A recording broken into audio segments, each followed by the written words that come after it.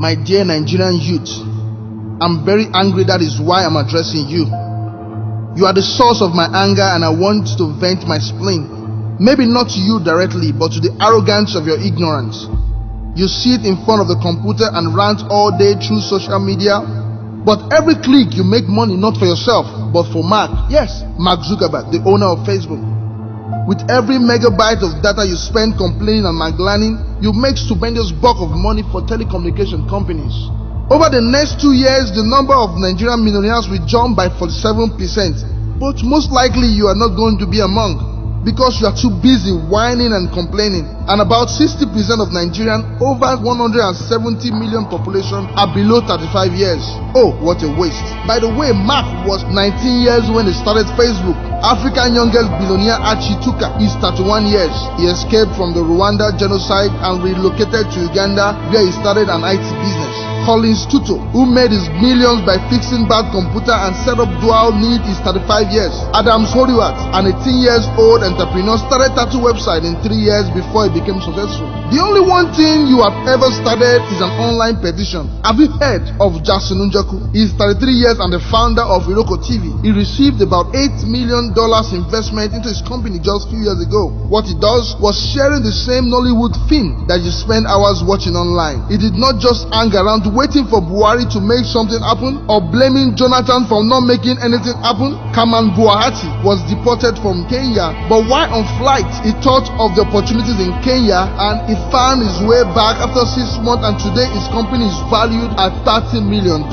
He is 36 years. Have you heard of Chinedu Echoram? Apple just paid him about $1 billion for his app. He's a Nigerian like you. What he did was to attempt to fix a problem, but for you, the only one thing you fix are your nails or your hairdo. Chinedu moved from New York in 1995 and found it difficult to navigate the city with ease, so he developed Poopstop to fix the problem.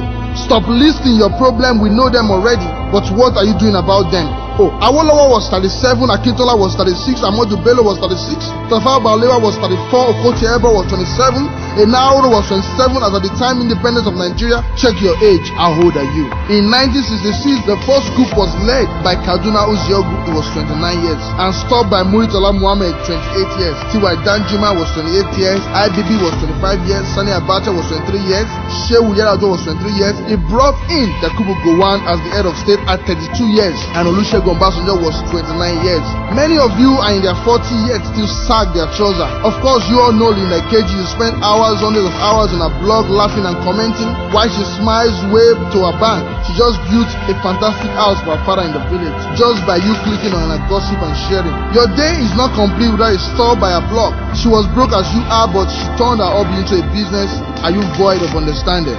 You think those politicians have any regard for you? That is why I refer to the arrogance of your ignorance at the beginning of this diatribe. You have a false estimation of yourself. You have an overbloated ego. You are only good as an election ticket, pure and simple. You are only good to be used and discarded like a used ballot paper. Who keeps a used ballot paper anyway? This is why they only remember you every 4 years. The world change belongs to the masses, not to the selected few. Remember, I am your number one fan. My name is Dr. Chris Imomole.